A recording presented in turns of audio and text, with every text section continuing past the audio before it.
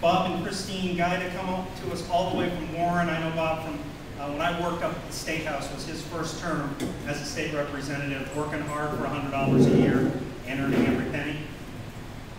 He quickly rose to be a deputy majority leader in the New Hampshire House, a good friend and a fierce defender of New Hampshire taxpayers, Representative Bob Giuda.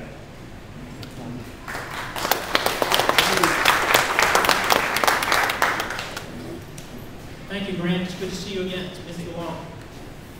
First, stand up and stretch, folks. You've been listening to a lot of stuff for a long time. So please, stand up and get the blood circulating, because I want to energize you as the future victorious people and party in our nation's development. Take a stretch, please.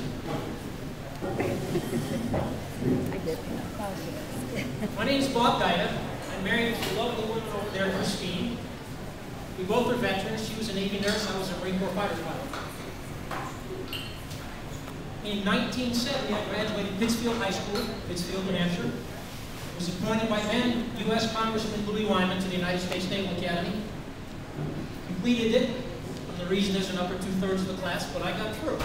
Got a degree in engineering and operations analysis. Took a commission in the United States Marine Corps and served my country in uniform. Left the Marine Corps, served my country in civilian clothes as an FBI agent for a few years, and it made the determination that I wanted to go to the private sector. I've done that. For the past 25 odd years, I've been involved in the commercial aviation field. And I travel the world on a regular basis as a pilot. I get to see the results of foreign policy debacle that we currently have in place. I get to see the results of dwindling airline loads, because the economic policies that we have are strangling our businesses, bankrupting our future generations, and essentially bringing an end to the American dream. Capitalism is what enables everything to work here. We're watching a government in control of General Motors. We're watching a government in control of global financial institutions. The President of the United States fired the CEO. I remember my 6th grade social studies teacher. His name was Mr. Barnes. God bless him. He told me that the textbook definition of communism was government control of the means of production of goods and services. We're there. We're looking it right in the face.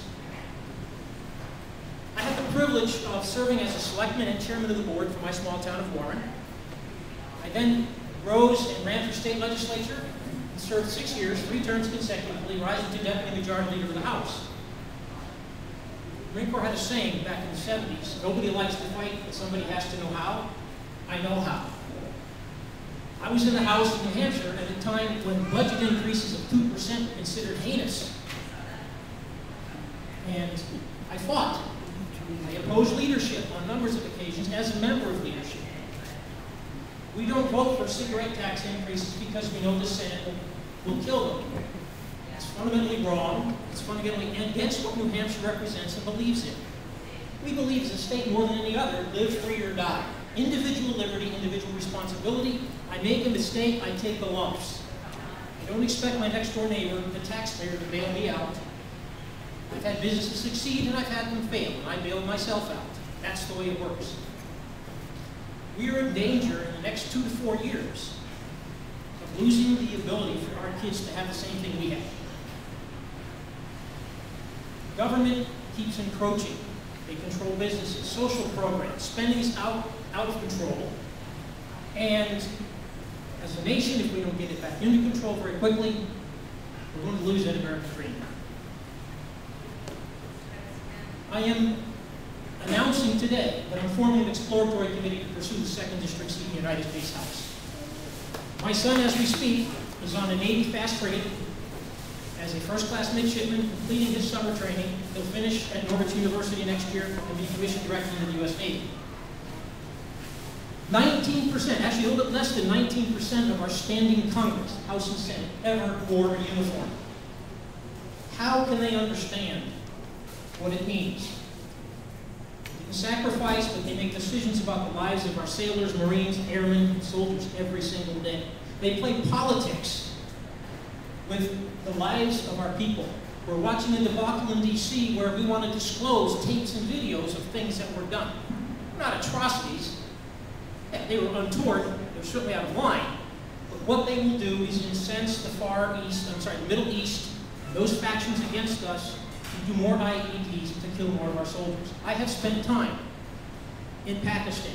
I have met and spoken with General Musharraf on numbers of occasions. When he came to this country to speak with President Bush at Camp David, I was in Boston and spent an entire afternoon with him counseling him on where they needed to go.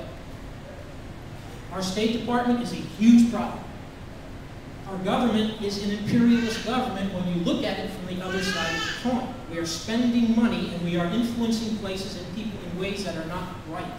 The best thing we can do as Americans is take care of America. If we take care of ourselves, the rest of the world will continue to beat a path to our doorway. And if we don't, we will, in short order, resemble the European Union with rising inflation, socialist programs, rationed health care, and all those things that are so un-American and so not New Hampshire. I have some cards. If anybody would like to get one and keep in contact with me, email, phone, I'm here to answer your questions. It's my pleasure. And by the way, you were the first to know that I am now exploring the possibility for a run for the U.S. House. Thank you for your time. God bless you. God bless you.